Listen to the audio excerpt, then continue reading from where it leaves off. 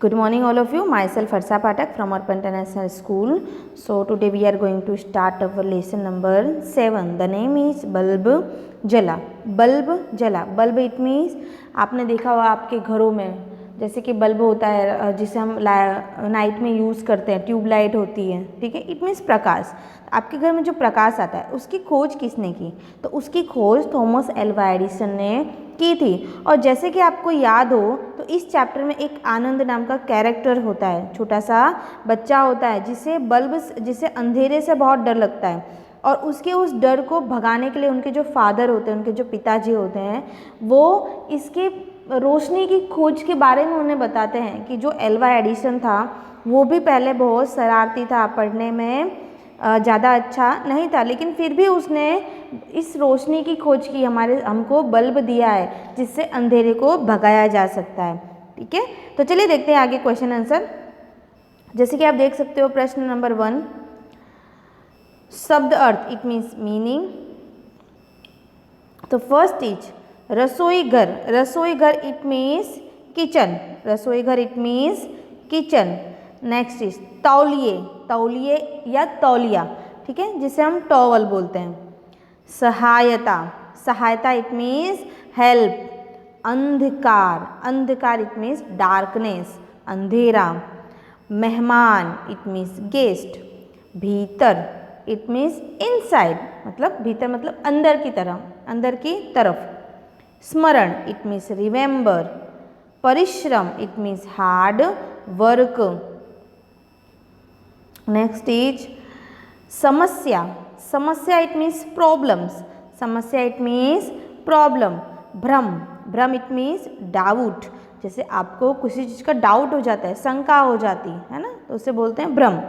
Next is औजार it means tools. हिचक it means hesitation. Next is reluctance, ठीक है, हेजिटेशन भी बोल सकते हो और रिलक्टेंस भी बोल सकते हो आप। नेक्स्ट इज समानार्थी शब्द इट मीन्स सिनोनिम्स वर्ड्स।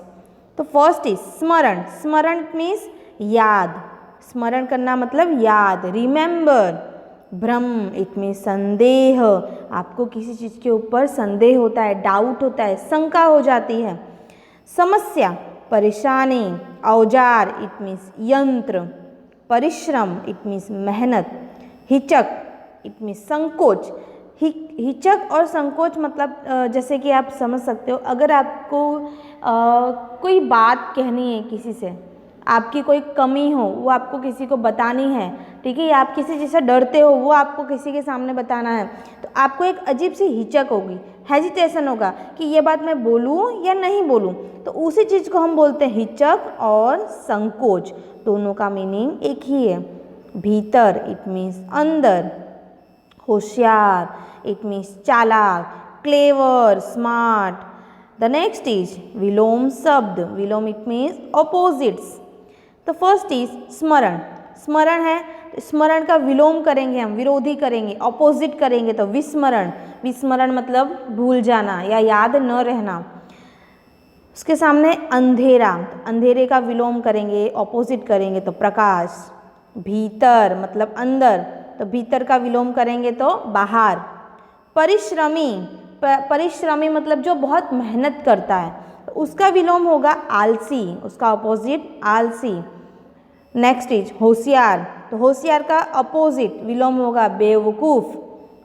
नीडर का विलोम अपोजिट डरपोक। नीडर मतलब जो कभी नहीं डरता, जो किसी से नहीं डरता, और डरपोक मतलब जिसको थोड़ी थोड़ी बात में भी डर लगता है। प्रथम ऑपोजिट अंतिम। नीचे देखते हैं हम क्वेश्चन नंबर 4 में, शब्द समूह के लिए एक शब्द दीजिए।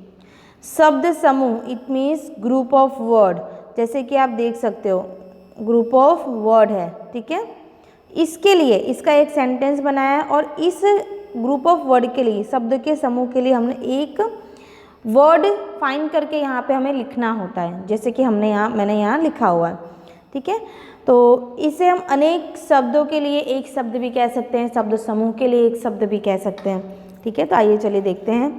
नंबर 1 है जो इलाज करे, जो इलाज करता है, जो हमारा इलाज करता है, हम बीमार पड़ जाते हैं या हमें कोई प्रॉब्लम होती है तो उसका इलाज करता है, दवा देता है, उसे क्या कहते हैं? तो उसे डॉक्टर कहते हैं और वैद्य भी कहा जाता है। नेक्स्ट इज नंबर 2, जो तीसरे स्थान पर हो, जो तीसरे स्थान पर हो तो उसे कहते हैं तृतीय। जो तीसरे स्थान पर होता है उसे तृतीय कहा जाता है, यानी third position. It means third भी आप इंग्लिश में थर्ड बोलते हैं और हिंदी में तृतीय बोलते हैं। नंबर 3, जहाँ इलाज करे, जहाँ इलाज करे, जहाँ इलाज किया जाता है उस स्थान को क्या कहते हैं? तो उसे अस्पताल कहते हैं। नंबर 4, जो विद्या प्राप्त करता हो, जैसे कि आप लोग विद्या प्राप्त करते हो, पढ़ते हो, ठीक है, तो विद्या है उसे आप लोग ग्रहण करते हो, लेते हो, तो उसे कहते हैं विद्यार्थी। उसके नीचे है जो परिश्रम करे, जो मेहनत करे, परिश्रम करे, तो उसे परिश्रमी कहते हैं। ठीक है, आपको कुछ नहीं करना है, सिर्फ म है उसके पीछे एक ही मात्रा लगा देना है, परिश्रमी।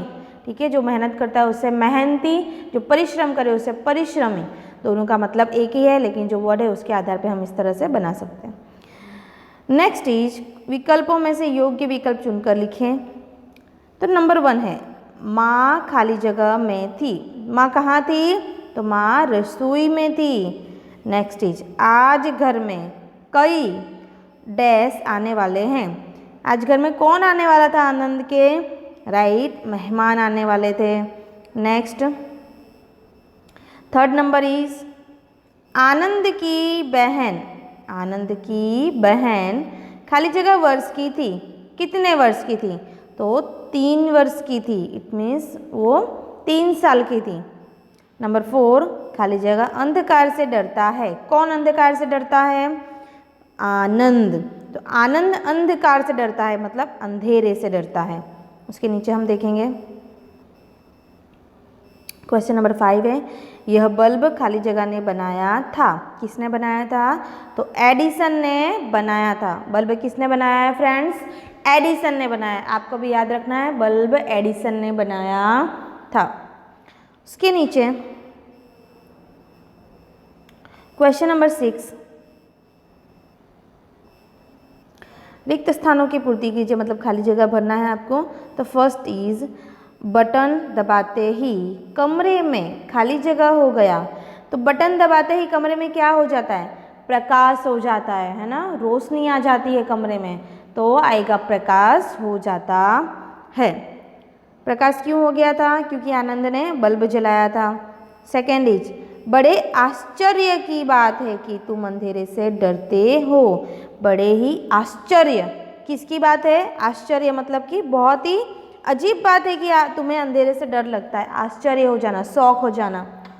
नंबर 3, वीसी को अंधेरे से कोई खाली जगह न था। वीसी जो उसकी 3 साल की छोटी सी बहन थी, उसे अंधेरे से बिल्कुल भय नहीं था। भय मतलब डर, भय इट मीन्स डर, तो उसे कोई भी भय नहीं था, वो डरती नहीं थी। नंबर 4, आनंद पढ़ने में बहुत खाली जगह था। आनंद पढ़ने में कैसा था? तो बहुत होशियार था, बहुत ही क्लेवर था, स्मार्ट था। नेक्स्ट इज सर्वनाम। तो यहाँ जिसे आप देख सकते हो सर्वनाम, सर्वनाम जिसे हम इंग्लिश में प्रोनाउन कहते हैं। ठीक है, इंग्लिश में क्या कहते हो आप? सर्वनाम को प्रोनाउन। तो प्रोनाउन इट मीन्स व्हाट?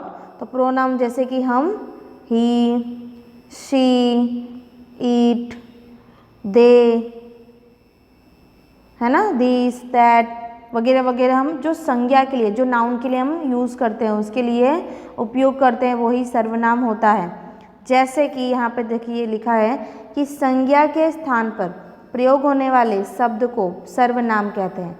अब संज्ञा क्या है? तो संज्ञा इट मीन्स नाउन या नेमिंग वर्ड भी आप कह सकते हो। संज्ञा मतलब क्या? Naming word. अब नेमिंग वर्ड क्या? जो किसी भी पर्सन, प्लेस, थिंग और एनिमल के लिए यूज़ होता है। जैसे कि किसी भी पर्सन का नाम ले लो, किसी भी प्लेस का नाम ले लो, कोई भी थिंग का नाम ले लो, कोई भी एनिमल का नाम ले लो, तो वो सब नाउन हुआ। ठीक है, तो उसके स्थान पर, उसकी जगह हम कोई जो शब्द उपयोग करते हैं, जो वर्ड हम यूज़ करते हैं, उसे ही सर्वनाम कहते हैं। जैसे यहाँ पे लिखा है एग्जाम्पल, मैं, तुम, आप, वह, उन्हें, हम, उसका, तुम्हारा आदि, मीन्स एक्सेट्रा। सर्वनाम मतलब जैसे संज्ञा है, जैसे कि मैंने कहा मोहन खाना खा रहा है, मोहन खाना खा रहा है, तो यहाँ पे जो मोहन है, मोहन, ये क्या हुआ, ये संज्ञा हो गई, यानी नाउन हो गया। ठीक है, अब मुझे अगर इसको दूसरे वे में बोलना है, मुझे मोहन नहीं बोलना है, ठीक है, मुझे मोहन का नाम नहीं लेना है, तो मैं क्या बोलूँगी, वह खाना खा रहा है। तो ये जो वह उपयोग किया मैंने, वही सर्वनाम है, वही सर्वनाम है। ठीक है, तो जो मोहन है, मोहन हो गया संज्ञा, तो मैंने मोहन का नाम न लेके वह लगा दिया, यानी वह खाना खा रहा है। ठीक है, तो ये सर्वनाम है। तो जो संज्ञा की जगह पे हम उपयोग करते हैं, इसके लिए उपयोग किया जाता है, उसे ही सर्वनाम कहते हैं। तो कुछ वाक्य नीचे दिए गए हैं जिस तरह से, वह किसके लिए आया है, वह उपयोग हुआ है, मतलब कोई व्यक्ति है, ठीक है, लेकिन वहाँ पे उसका नाम नहीं है, लेकिन उसके नाम की जगह हमने वह उपयोग किया, यानी कि संज्ञा की जगह दूसरा वर्ड लिया है हमने, तो ये है सर्वनाम। मुझे किसके लिए बुलाया है, मुझे किसके लिए बुलाया है, मुझे यानी खुद को बोल रहा है, खुद का नाम नहीं लिया इसने, लेकिन उसके लिए सर्वनाम उपयोग किया है, मुझे। किसके लिए, तो किसके भी सर्वनाम का ही एक रूप है, क्योंकि वहाँ भी उसका नाम नहीं मेंशन है। नंबर 3, खाली जगह, वह नया बनाना चाहता था, वह कुछ नया बनाना चाहता था, वह कौन, कोई व्यक्ति, लेकिन नाम नहीं है, तो वह क्या हुआ, सर्वनाम। नेक्स्ट, मैं आपको कुछ दिखाना चाहता हूँ, यहाँ पे मैं खुद का नाम भी मेंशन नहीं है, आपको सामने वाले का नाम भी मेंशन नहीं है, मतलब दोनों के लिए इसने यहाँ पे सर्वनाम उपयोग किया है, मैं और आपको कुछ दिखाना चाहता हूँ। नेक्स्ट, पिताजी उनकी सहायता कर रहे थे, उनकी किनकी, तो उसकी मम्मी की सहायता कर रहे थे, यानी अपनी पत्नी की सहायता कर रहे थे, लेकिन उसकी जगह पे उनकी वर्ड उपयोग किया गया है, जिसे सर्वनाम कहा जाता है। सो आई होप कि आपको सर्वनाम के बारे में आइडिया आ गया होगा। नेक्स्ट हम देखते हैं क्वेश्चन आंसर। क्वेश्चन 8 है, शब्द समूह के लिए एक शब्द दीजिए। ठीक है, वहाँ पे जैसे हमने रीड किया था शब्द समूह वाला, यहाँ पे 2 एक्स्ट्रा है। तो जो विज्ञान के क्षेत्र में काम करते हैं तो उन्हें वैज्ञानिक कहते हैं, जिसको हम साइंटिस्ट बोलते हैं। नंबर 2, जहाँ पढ़ने जाते हैं, पढ़ने कहाँ जाते हो आप, तो विद्यालय में, इसमें स्कूल में, है ना, स्कूल भी आप बोल सकते हो, लिख सकते हो, पाठशाला भी लिख सकते हो। तो जहाँ पढ़ने जाते हैं, विद्यालय, पाठशाला या स्कूल। उसके नीचे हम देखेंगे एक एक वाक्य और शब्दों में प्रश्न उत्तर। आप जब भी आंसर लिखोगे तो आपको पूरे वाक्य में आंसर लिखना है, जैसे कि मैं यहाँ पे अभी एक्सप्लेन करूँगी। ठीक है, नंबर 1 है, बल्ब किसने बनाया था, तो आपको लिखना है बल्ब थॉमस अल्वा एडिसन ने बनाया था, फिर पूर्ण विराम मतलब स्टैंडिंग लाइन। सेकंड, माँ कहाँ काम कर रही थी, तो आपको लिखना है माँ रसोई घर में काम कर रही थी, उसके बाद में पूर्ण विराम। ये जो पूर्ण विराम है ना, ये ऐसी स्टैंडिंग लाइन हम लगाते हैं जो हिंदी के पीछे है, इसका मतलब होता है कि आपका यहाँ पे जो वाक्य है, जो सेंटेंस है, वो यहाँ पे कंप्लीट होता है, ख़त्म होता है, पूरा होता है। जैसे कि आप इंग्लिश में फुल स्टॉप लगाते हो, फुल स्टॉप के बिना आपका सेंटेंस कंप्लीट नहीं है, उसी तरह से इस पूर्ण विराम के बिना हिंदी का वाक्य कंप्लीट नहीं है। तो आपको जब आप आंसर लिखोगे तो आपके यहाँ पे जो क्वेश्चन मार्क दिया है उसकी जगह पे आपको आंसर में आपको पूर्ण विराम करना है। ठीक है, नेक्स्ट इज 4 नंबर में देखेंगे हम, थर्ड नंबर है, आनंद पापा को क्या दिखाना चाहता था, आपको लिखना है आंसर में आनंद पापा को रिपोर्ट कार्ड दिखाना चाहता था, फिर क्या आएगा, पूर्ण विराम। नंबर 4 है, आनंद किस चीज से डर रहा था, आनंद किस चीज से डर रहा था, तो आपको लिखना है आनंद अंधेरे से डर रहा था, आनंद अंधेरे से डर रहा था। नंबर 5, विशी कौन थी? आपको लिखना है विशी आनंद की बहन थी। विशी आनंद की बहन थी। विशी आनंद की बहन थी। नेक्स्ट इज क्वेश्चन 6, विशी कितने वर्ष की थी? वर्ष मीन्स ईयर, कितने ईयर की थी? तो आपको लिखना है विशी 3 वर्ष की थी। विशी 3 वर्ष की थी। नेक्स्ट इज क्वेश्चन नंबर 7, आनंद की रिपोर्ट देखकर पिताजी ने उससे क्या कहा? तो आंसर है, पिताजी ने कहा कि अच्छी रिपोर्ट है। यहाँ पे है ऐड करना है आपको। पिताजी ने कहा अच्छी रिपोर्ट है, कोमा परिश्रम करो तो अगली बार और सुधार होगा। अगर परिश्रम मेहनत करोगे तो और अच्छी रिपोर्ट आएगी। ठीक है। क्वेश्चन नंबर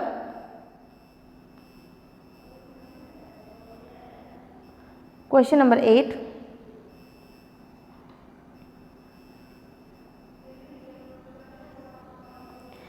अंधेरे कमरे में आनंद को क्या दिखाई देता था? अंधेरे कमरे में उसको क्यों जाना डर लगता था? क्यों वो जाने से डरता था? क्योंकि आपको लिखना है अंधेरे कमरे में आनंद को किसी की छाया दिखाई देती थी। अंधेरे कमरे में आनंद को किसी की छाया दिखाई देती थी। छाया मतलब परछाई, है ना? लेकिन वहाँ कोई होता नहीं था, बस वो उसके मन का वहम था।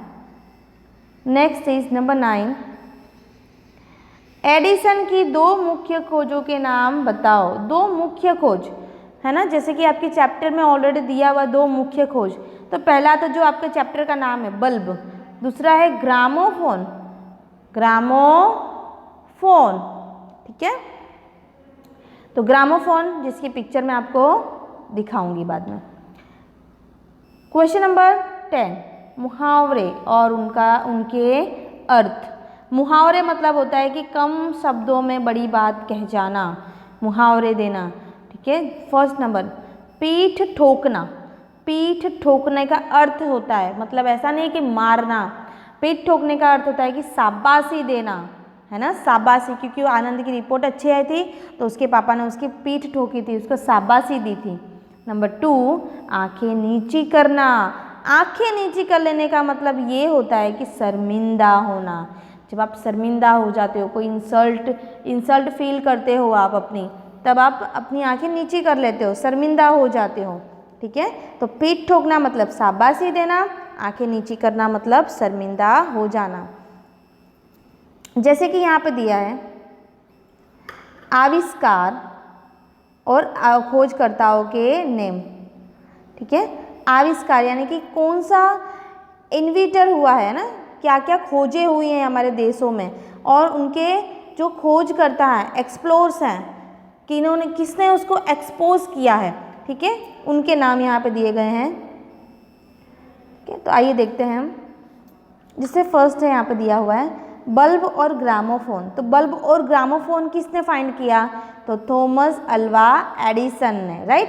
Next is telephone. टेलीफोन की खोज किसने की? तो Alexander Graham Bell. Alexander Graham Bell ने की थी। किसकी? टेलीफोन की खोज की थी। नंबर 3, टेलीविज़न की खोज मतलब टीवी की खोज किसने की? तो J.L. Baird. J.L. Baird it means John Logie Baird ने की थी। J.L. बेयर्ड। कंप्यूटर जो आज के ज़माने में बहुत ही ज़्यादा उपयोग में आ गया है, तो कंप्यूटर की खोज किसने की? तो चार्ल्स बेबेज ने। चार्ल्स बेबेज ने कंप्यूटर की खोज की है। नंबर 5, एटीएम मशीन, है ना? एटीएम की खोज किसने की? जिससे बहुत इजीली हम पैसे निकाल सकते हैं अपने बैंक से। तो एटीएम की खोज जॉन सेफर्ड बारनेस ने की। जॉन सेफर्ड बारनेस ने एटीएम मशीन की खोज की है। Number 6, mobile phone. Mobile phone जिसके बिना अभी रहना मुश्किल हो गया है ना? और हमारा एजुकेशन भी अभी मोबाइल के ऊपर चल रहा है। ठीक है। तो मोबाइल फ़ोन की खोज किसने की? तो मार्टिन कूपर ने, मार्टिन कूपर ने मोबाइल फ़ोन की खोज की थी, मोबाइल फ़ोन की खोज की थी।